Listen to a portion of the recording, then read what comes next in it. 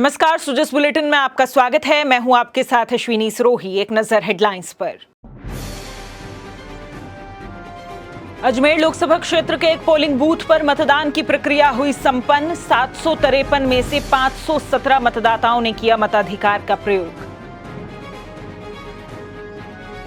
PHED में लागू हुआ मोबाइल ऐप आधारित अटेंडेंस मैनेजमेंट सिस्टम। अधिकारियों और कर्मचारियों ने मार्किन से दर्ज की उपस्थिति।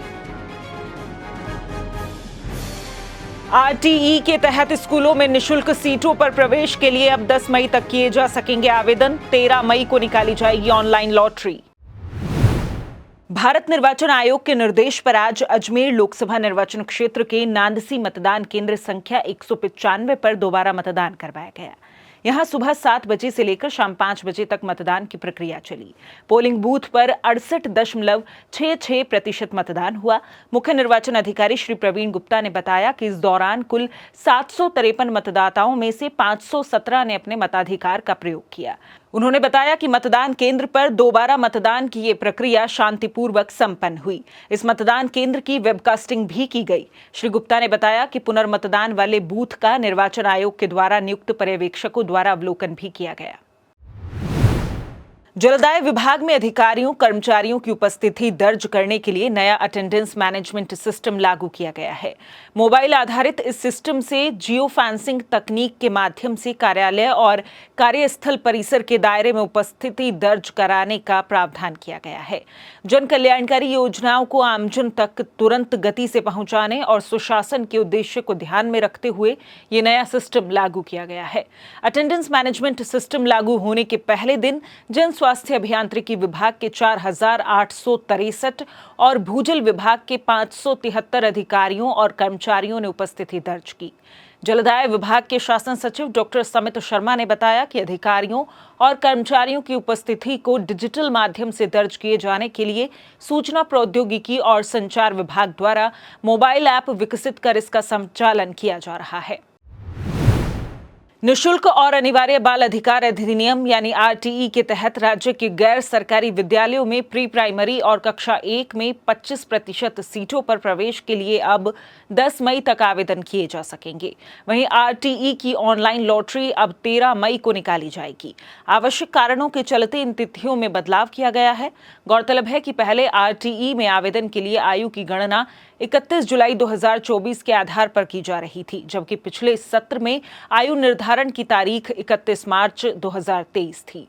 इसके चलते 1 अप्रैल से 31 जुलाई के बीच जन्म लेने वाले बालक बालिकाएं आवेदन से वंचित हो रहे थे।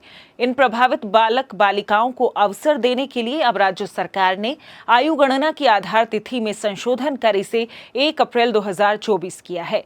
वहीं पूर्व निर्धारित तिथि को आधार मानकर जिन बालक बालिकाओं ने आवेदन कर दिया है वे सभी आवेदन भी मान्य होंगे।